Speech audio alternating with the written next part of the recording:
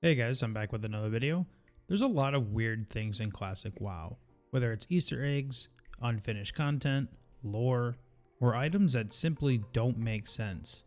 Here are some of the strangest items I've encountered in classic WoW, and feel free to add some of yours in the comments. My first one is Shriveled Heart, a very common trash drop in the dungeon Zul'Farrak. -5 strength, -5 spirit, but plus 13 stamina. An interesting item for sure. To be honest, I haven't seen a single person equip this besides me. One time when I was really young and didn't even notice the minus stats until a few days later. Maybe hardcore players want the stamina? Who knows? My next item is Sprinter's Sword, a very bland looking sword, but with an interesting proc chance.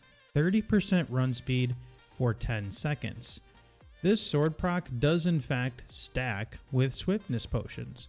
So for all the Warsong Gold sweat lords out there, this item might be for you, especially if you're a warrior carrying the flag.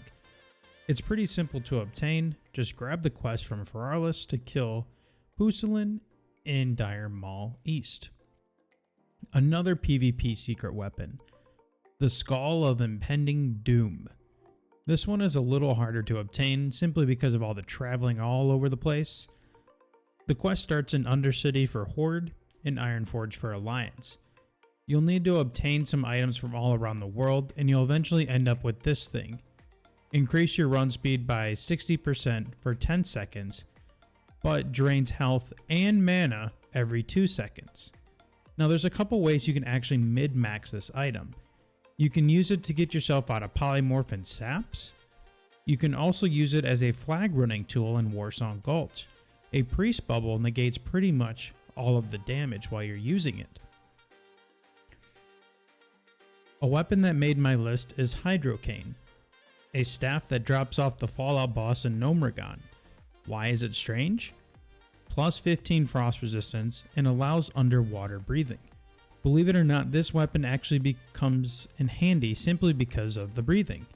It allows non-warlock and shamans to farm water elementals and other items in the water pretty easily.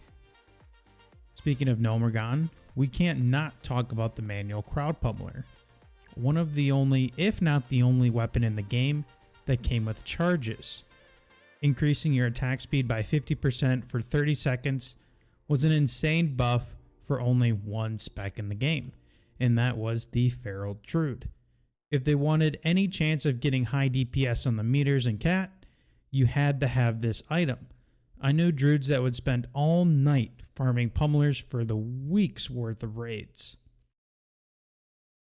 It's only right that we get a trinket in here, and that's the 6 demon bag.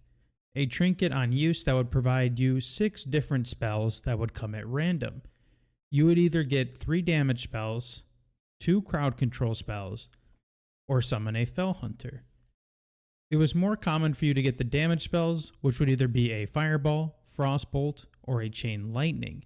The CC was either a Polymorph or a Cyclone, and the Fell Hunter would just assist you in battle.